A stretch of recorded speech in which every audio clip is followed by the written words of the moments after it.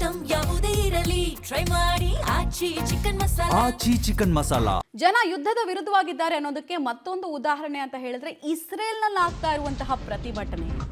ಇದು ಆಶ್ಚರ್ಯ ಕಾರಣ ಆಗ್ತಾ ಇದೆ.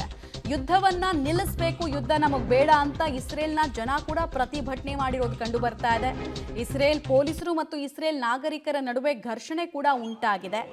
ಯುದ್ಧದ ವಿರುದ್ಧ ಜನ ಇದ್ದಾರೆ, ವಾಗ್ವಾದಗಳಾಗ್ತಾ ಇದೆ. ನಾವು ಆ ವಿಡಿಯೋ ಫ್ಲೋ ಬಿಟ್ಟರು ನಿಮ್ಗೆ ಆ ಭಾಷೆ ಅರ್ಥ ಆಗಲ್ಲ, ಬಿಕಾಸ್ ಅದು ಹೆಬ್ರೂ ಭಾಷೆ. ಇಸ್ರೇಲ್ನಲ್ಲಿ ಪ್ರತಿಭಟನೆ ಯುದ್ಧವನ್ನು ವಿರೋಧಿಸಿ ಇದೇ ಮೊದಲಲ್ಲ. ಹಮಾಸ್ ವಿರುದ್ಧ ಮಿಲಿಟರಿ ಆಪರೇಷನ್ ಇಸ್ರೇಲ್ ಮಾಡ್ತಿತ್ತಲ್ಲ, ಆಗ್ಲೂ ಕೂಡ ಜನ ವಿರೋಧಿಸಿದ್ರು. ಯಾಕಂದ್ರೆ ನಮ್ಮವ್ರನ್ನ ನಾವು ಕಳ್ಕೊಳ್ತಾ ಇದೀವಿ, ಅವರು ಹೊಡಿತಾ ಇದ್ದಾರೆ, ಸೇಫ್ಟಿ ಇಲ್ಲ. ಆಮೇಲೆ ಈ ಯುದ್ಧ ಕೇವಲ ಇಸ್ರೇಲು ಅಥವಾ ಇನ್ನೊಂದು ದೇಶಕ್ಕೆ ಸೀಮಿತ ಅಲ್ಲ. ಈ ಇಸ್ರೇಲಿಗರು ಎಲ್ಲೆಲ್ಲಿ ಹೋಗ್ತಾರೆ, ಯಹೂದಿಗಳು, ಅಲ್ಲೆಲ್ಲ ಸುಮ್ಮನೆ ಸಾಯ್ತಾರೆ. ಅವರು ಧರ್ಮದ ಕಾರಣಕ್ಕೋಸ್ಕರ ಮೊದಲೇ ಅವ್ರು ಟಾರ್ಗೆಟ್ ಆಗಿರ್ತಾರೆ. ಈಗ ಮತ್ತೆ ಇರಾನ್ನು ಶತ್ರುತ್ವ ಕಟ್ಕೊಂಡ್ರೆ ನಾವು ಇರೋದು ಹೇಗೆ ಅಂತ ಪ್ರಶ್ನೆಯನ್ನು ಕೇಳ್ತಾ ಇದ್ದಾರೆ. ಕೊಡ್ತಾರೆ, ನೇರ ಸಂಪರ್ಕದಲ್ಲಿ ಜಾಯಿನ್ ಆಗ್ತಾ ಇದ್ದಾರೆ ಪ್ರಕಾಶ್. ಎಲ್ಲಾ ಜಗಳಕ್ಕೂ ಯುದ್ಧ ಒಂದೇ ಪರಿಹಾರ ಅಲ್ಲ ಅನ್ನೋದು ಜನರಿಗೆ ಅರ್ಥ ಆಗಿದೆ, ಬಟ್ ರೂಲಿಂಗ್ ಪಾರ್ಟಿಗಳಿಗೆ ಅರ್ಥ ಆಗ್ತಿಲ್ಲ. ಅಮೆರಿಕ ಇಸ್ರೇಲ್ನಲ್ಲಿ ಆಗ್ತಾ ಇರುವಂತಹ ಪ್ರತಿಭಟನೆಯ ಸ್ವರೂಪ ಸರ್ಕಾರದಕ್ಕೆ ಬಿಸಿ ತಟ್ಟೋ ಸಾಧ್ಯತೆ ಎಷ್ಟು, ಯುದ್ಧ ಕೊನೆಗೊಳ್ಳೋ ಸಾಧ್ಯತೆ ಎಷ್ಟು? ಈಗ ಅಮೆರಿಕದಲ್ಲಿಯೇ ಈ ಒಂದು ಯುದ್ಧಕ್ಕೆ ಜನ ಬಯಸ್ತಾ ಇಲ್ಲ. ಇದರಿಂದ ಆರ್ಥಿಕವಾಗಿ ಹೊಡೆತ ಕೂಡ ಆಗ್ತಾ ಇದೆ, ಮತ್ತೆ ತೆರಿಗೆಯನ್ನ ಕಟ್ಟುವಂಥ ಪರಿಸ್ಥಿತಿ ಕೂಡ ಶುರುವಾಗಿದೆ. ಈಗಾಗಲೇ ಅಮೆರಿಕದ ಹಣಕಾಸು ಕಾರ್ಯದರ್ಶಿ ಸ್ಕಾಟ್ ಬೆಸೆಂಟ್ ಕೂಡ ಇಲ್ಲಿನ ನಾಗರಿಕರು ತೆರಿಗೆಯನ್ನು ಕಟ್ಟೋದಕ್ಕೆ ರೆಡಿಯಾಗಿ ಅನ್ನುವಂಥ ಸ್ಟೇಟ್ಮೆಂಟನ್ನು ಕೊಟ್ಟಿದ್ರು. ಆಗಲೂ ಕೂಡ ಅಮೆರಿಕಾದ್ಯಂತ ವ್ಯಾಪಕ ಖಂಡನೆ ಕೂಡ ವ್ಯಕ್ತವಾಗಿತ್ತು. ಅದಾದ ಬಳಿಕ ಒಂದಿಷ್ಟು ಭಾಗಗಳಲ್ಲಿ, ಒಂದಿಷ್ಟು ಪ್ರದೇಶಗಳಲ್ಲಿ ಪ್ರತಿಭಟನೆಗಳು ಕೂಡ ಆದವು. ಈಗಾಗಲೇ ಅಮೆರಿಕಾಗೆ ಪ್ರತಿ ಸವಾಲಾಗಿ ಇರಾನ್ ತನ್ನ ಯುದ್ಧ ನೀತಿಗಳನ್ನು, ಯುದ್ಧ ತಂತ್ರಗಳನ್ನು ಬದಲಾಯಿಸಿಕೊಂಡಿದೆ. ಈ ಮೂಲಕವಾಗಿ ಅಮೆರಿಕಕ್ಕೆ ಪೆಟ್ಟಿನ ಮೇಲೆ ಪೆಟ್ಟು ಕೊಡ್ತಾ ಇದೆ. ಸೊ ಇದಕ್ಕೆ ಸುಮ್ಮನಾಗದೆ ಅಮೆರಿಕ ಕೂಡ ತೀವ್ರ ದಾಳಿಯನ್ನು ಮತ್ತು ಹೆಚ್ಚುವರಿ ಸೈನಿಕರನ್ನು ಮತ್ತು ಒಂದಿಷ್ಟು ಮಿಲಿಟರಿ ಪಡೆಗಳನ್ನು ಭದ್ರತೆಗೆ ಮತ್ತು ಆಯಾ ಇರಾನ್ನ ಮೇಲೆ ದಾಳಿ ಮಾಡೋದಕ್ಕೆ ಬಳಸ್ಕೊಳ್ತಾ ಇದೆ. ಈ ಮೂಲಕವಾಗಿ ನಮ್ಮ ರಾಷ್ಟ್ರದ ಸೈನಿಕರು ಈ ಒಂದು ದಾಳಿಯಲ್ಲಿ ಪ್ರಾಣವನ್ನು ಕಳೆದುಕೊಳ್ಬೇಕಾ ಅನ್ನುವಂತಹ ಪ್ರಶ್ನೆಯನ್ನು ಕೂಡ ಮಾಡ್ತಾ ಇದ್ದಾರೆ. ಅದರ ಜೊತೆಗೆ ಒಂದಿಷ್ಟು ಅಪೋಸಿಷನ್ ಪಾರ್ಟಿಗಳು ಕೂಡ ಇದಕ್ಕೆ ವಿರೋಧವನ್ನು ವ್ಯಕ್ತಪಡಿಸ್ತಾ ಇದ್ದಾರೆ. ಇಲ್ಲಿ ಯುದ್ಧ ಆಗ್ತಿರೋದು ಇರಾನ್ ಮತ್ತು ಇಸ್ರೇಲ್ ನಡುವೆ. ಆದರೆ ಇಲ್ಲಿ ಇಸ್ರೇಲ್ಗೆ ಬೆಂಬಲವಾಗಿ ನಿಂತುಕೊಂಡು ನಮ್ಮ ದೇಶಕ್ಕೆ ಆರ್ಥಿಕ ಹೊಡೆತವನ್ನು ತಂದುಕೊಳ್ಳುವಂಥದ್ದು ಯಾಕೆ ಅನ್ನುವಂಥ ಪ್ರಶ್ನೆಯನ್ನು ಕೂಡ ಮಾಡ್ತಾ ಇದೆ.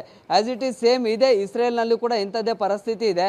ಅಲ್ಲಿ ಕೂಡ ಲಕ್ಷಾಂತರ ನಾಗರಿಕರು ಈಗ ಬೇರೆ ಪ್ರದೇಶಗಳಿಗೆ ಸ್ಥಳಾಂತರ ಆಗಿದ್ದಾರೆ, ಮತ್ತು ಸುಮಾರು ಕಟ್ಟಡಗಳು ಧ್ವಂಸ ಆಗಿದ್ದಾವೆ, ಸುಮಾರು ನಾಗರಿಕರು ಜೀವನ ಕಳೆದುಕೊಂಡಿದ್ದಾರೆ. ಇಸ್ರೇಲ್ ಒಂದರಲ್ಲೇ ಸುಮಾರು 150ಕ್ಕೂ ಹೆಚ್ಚು ಮಕ್ಕಳು ಜೀವನ ಕಳೆದುಕೊಂಡಿದ್ದಾರೆ. ಸೊ ಹೀಗಾಗಿ ಯುದ್ಧನೇ ಬೇಡ ಅನ್ನುವಂತಹ ಮನಸ್ಥಿತಿಗೆ ನಾಗರಿಕರು ಕೂಡ ಬಂದಿದ್ದಾರೆ. ಸೊ ಹೀಗಾಗಿ ಯುದ್ಧವನ್ನು ನಿಲ್ಲಿಸಿ ಅಂತ ಹೇಳಿ ಈಗಾಗಲೇ ಆ ಪ್ರತಿಭಟನೆಗಳನ್ನು ಕೂಡ ನಡೆಸ್ತಾ ಇದ್ದಾರೆ. ನೋಡಿ, ಯಾವಾಗ ಅಮೆರಿಕದಲ್ಲಿ ಕೂಡ ಇದರ ಯುದ್ಧವನ್ನು ನಿಲ್ಲಿಸಬೇಕು ಮತ್ತು ಇಸ್ರೇಲ್ಗೆ ಬೆಂಬಲವನ್ನು ಕೊಟ್ಟಿರುವಂಥದ್ದು ನ್ಯೂಟ್ರಲ್ ಆಗಬೇಕು ಅನ್ನುವಂತಹ ಒಂದಿಷ್ಟು ಆ ಖಂಡನೆಗಳು ಏನು ವ್ಯಕ್ತವಾದವು, ಆಗ ಟ್ರಂಪ್ ಕೂಡ 5 ದಿನಗಳ ಕಾಲ ಕದನ ವಿರಾಮಕ್ಕೆ ಘೋಷಣೆಯನ್ನು ಮಾಡಿದರು. ಆದರೆ ಇರಾನ್ ಮಾತ್ರ ಸುಮ್ಮನಿರಲಿಲ್ಲ. ಕೇವಲ 5 ನಿಮಿಷಗಳು ಕೂಡ ಸುಮ್ಮನೆ ಇರಲಿಲ್ಲ. ನಿರಂತರವಾಗಿ ಪ್ರತಿ ದಾಳಿಗಳನ್ನು ನಡೆಸ್ತಾನೆ ಇತ್ತು. ನಿನ್ನೆ ಒಂದೇ ದಿನ ಸುಮಾರು 100ಕ್ಕೂ ಹೆಚ್ಚು ಕ್ಷಿಪಣಿಗಳನ್ನು ಇಸ್ರೇಲ್ನ ಹಲವು ನಗರಗಳ ಮೇಲೆ ಮಾಡ್ತು.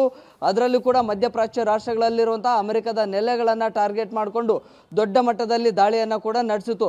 ಸೊ ಹೀಗಾಗಿ ಅಮೆರಿಕಕ್ಕೆ ಆರ್ಥಿಕವಾಗಿ ಬಹುದೊಡ್ಡ ಹೊಡೆತ ಕೂಡ ಆಗಿದೆ. ಈವರೆಗೆ 3 ಲಕ್ಷ ಕೋಟಿ ನಷ್ಟು ಆರ್ಥಿಕ ಹೊಡೆತ ಆಗಿದೆ ಅನ್ನುವಂತಹ ಒಂದು ಅಂದಾಜು ಕೂಡ ಮಾಡಲಾಗಿದೆ. ಮತ್ತು ನೌಕಾಸೇನೆಯಿಂದಲೂ ಕೂಡ, ನೌಕಾಸೇನೆಯ ಅಧಿಕಾರಿಗಳಿಗೂ ಕೂಡ ಯಾವುದೇ ಕ್ಷಣದಲ್ಲಾದರೂ ಕೂಡ ಎಂಥದ್ದೇ ಪರಿಸ್ಥಿತಿ ಬಂದರೂ ಕೂಡ ತಾವು ಅಲರ್ಟ್ ಆಗಿರಬೇಕು, ಯುದ್ಧೋಪಕರಣಗಳನ್ನು ರೆಡಿ ಇಟ್ಕೊಳ್ಬೇಕು ಅನ್ನುವಂಥ ಸೂಚನೆಯನ್ನು ಮತ್ತು ಏನು ನೌಕಾಸೇನೆಯ ಲೆಫ್ಟಿನೆಂಟ್ ಜನರಲ್ ಒಂದು ಪತ್ರವನ್ನು ಕೂಡ ಪ್ರಕಟಣೆ ಮಾಡಿದ್ದಾರೆ. ಈ ಮೂಲಕವಾಗಿ ಯುದ್ಧದ ತೀವ್ರತೆ ಮತ್ತಷ್ಟು ಹೆಚ್ಚಾಗುವಂಥ ಸಾಧ್ಯತೆಗಳು ಕೂಡ ಇದ್ದಾವೆ. ಸೊ ಈ ರೀತಿಯ ಎಚ್ಚರಿಕೆಗಳು ಮತ್ತು ಪ್ರಕಟಣೆಗಳು ಈ ಒಂದು ಪ್ರತಿಭಟನೆಗಳ ನಡುವೆಯೂ ಕೂಡ ಸುಮಾರು 1 ತಿಂಗಳ ತನಕಲೂ ಕೂಡ ಈ ಯುದ್ಧ ಆಗ್ತಾ ಇದೆ. ಸೊ ಇನ್ನೂ ಕೂಡ ಅಂದರೆ ಇರಾನಿಗೆ ಪ್ರತೀಕಾರದ ಕಿಚ್ಚು ಜಾಸ್ತಿ ಆಗ್ತಾ ಇದೆ. ಅಮೆರಿಕಾಗೆ ಒಂದು ರೀತಿಯಲ್ಲಿ ಪ್ರತಿಷ್ಠೆಯ ಪ್ರತಿಜ್ಞೆ ಇದೆ. ಸೊ ಈ ನಿಟ್ಟಿನಲ್ಲಿ ಇದು ಸದ್ಯಕ್ಕೆ ಮುಗಿಯುವಂತಹ ಹಂತದಲ್ಲಿ ಇಲ್ಲ. ಸೊ ಹೀಗೆ ಪ್ರತಿದಾಳಿಗಳ ಕಿಚ್ಚು ಹೆಚ್ಚಾಗ್ತಾ ಇದೆ.